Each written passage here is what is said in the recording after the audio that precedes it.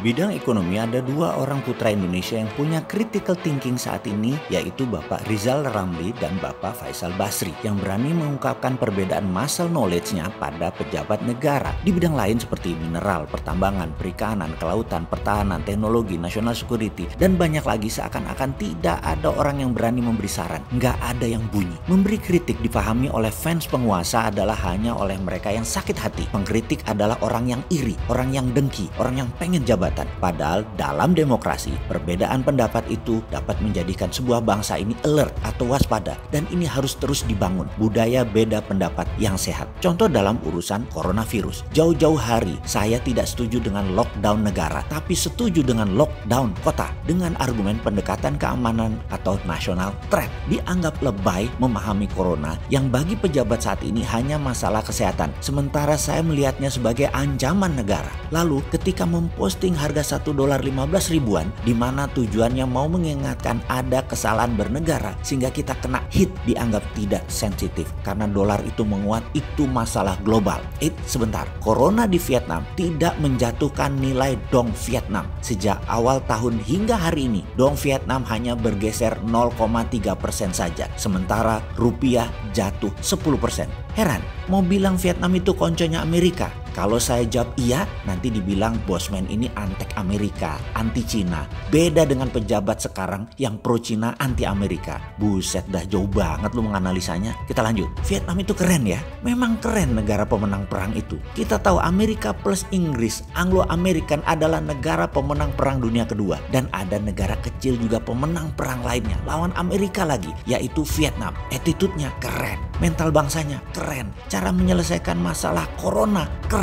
Vietnam sangat berdaulat dalam mengatasi masalah dalam negerinya. Di negara lain, di Cina, PKC, Partai Komunis Cina adalah partai pemenang perang melawan sistem imperialis kerajaan Cina yang sudah berdiri ribuan tahun. Secara internal mereka berdaulat, belum pernah memang menang perang di luar negara mereka. Sekarang mereka coba, Cina coba menantang hegemoni. Kembali ke critical thinking. Saya heran dengan petinggi partai, petinggi jabatan yudikatif, eksekutif, legislatif. Bapak bangsa, mana wejangan kalian menghadapi situasi saat ini? Mana suara kalian? Mana direction kalian? Cuek banget sih kalian ini sekarang. Nggak bunyi sama sekali loh. Directionnya, komentarnya, sarannya nggak ada tuh. Kemana aja ente? Begini deh, saya yang nggak punya apa-apa mencoba mengingatkan sahabat di media sosial, menyarankan self lockdown. Sekarang lagi dibuatkan program agar bisa dapat income dari rumah. Menyarankan menyediakan bahan dasar kebutuhan pangan 1 bulan di rumah. Dan kalau mau menyetok lebih, pastikan bukan untuk di stok pribadi tetapi untuk diberikan kepada tetangga jika nanti ada yang membutuhkannya. Sisi bisnis investasi, tahan dulu jangan beli saham, tahan dulu jangan ras tabungan lalu beli dolar. Sekali lagi, jangan ras bank, ambil dana secukupnya, belikan emas sebagian uang idle tersebut.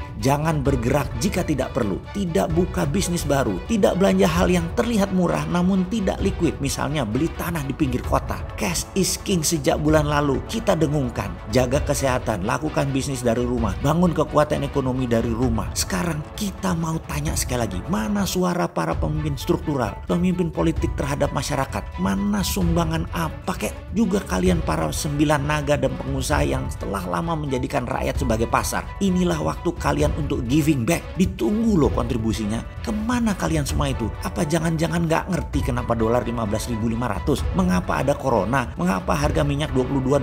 Mengapa Amerika serang Cina terus? Mengapa Amerika serang Eropa, serang Rusia? Ada apa dengan Amerika? Jangan-jangan kalian nggak tahu, Cina strateginya dengan secepatnya melockdown yang membuat Cina akan duluan keluar dari pit stop. Kenapa nggak ditiru? Nanggung amat sih ikut Cinanya. Amerika baru mau masuk pit stop, Indonesia tetap tidak mau masuk pit stop. Walaupun bensin sudah mau habis, ban sudah tipis, tetap gaspol pakai ban untuk musim hujan walaupun treknya sekarang kering. Bener deh, jangan takut dan ragu lockdown Jakarta. Begini saya ilustrasikan. Dalam sebuah tradisi Indonesia di Bali, kita punya budaya nyepi. Sewaktu nyepi kita inward looking, semuanya hening. Bahkan burung pun berkicau hari itu tidak. Anjing tidak menggonggong, pecah pecalang di luar menjaga keamanan. Lalu lusanya, ya bisnis lagi seperti biasanya. Apa ada yang rugi? Ya tidak. Lakukan nyepi selama 2 minggu, itu lockdown Jakarta. Akhir bulan ini selesai semuanya. Dan setelah itu bisnis seperti biasa lagi. Bursa saham tutup, pusat pemerintahan geser ke Solo atau Jogja. Kalau tidak dilakukan nyepi, masyarakat terus bergerak, maka wabah virus perang biologi ini akan mengalami community transmission yang cepat tertular tanpa tahu di mana oleh siapa penularannya. Ini akan merepotkan penanganannya. Sudah tahu masyarakat Indonesia tuh cuek banget dengan apa yang namanya tindakan preventif. Kalau kena baru nyalahin orang lain. Pokoknya dirinya nggak pernah salah. Itu ciri kebanyakan masyarakat saat ini. Apatis banget. Gak usah begitu. Ini saja saya pakai terminologi pengandaian dengan kata nyepi. Bisa dimacem-macemin. Bisa dicari dalil untuk menyalahkannya. Bukan diambil esensinya. Singkat kata, kita harus lakukan nyepi lockdown untuk Jakarta. Pecalangnya TNI. Segera. Saran saya bagi sahabat para influencer sosial media, para selebriti yang punya banyak follower, para negarawan partai, para pemimpin pesantren, siapapun yang memiliki pengaruh kepada masyarakat, sadarkan semua orang bahwa Jakarta sebaiknya mulai lockdown sebentar lagi. Dan di luar Jakarta, batasi keluar yang perlu-perlu saja. Social separation itu penting. Saat ini kita punya me time. Saat ini kita punya private time untuk membenahi diri, membenahi agama, bangsa, dan negara.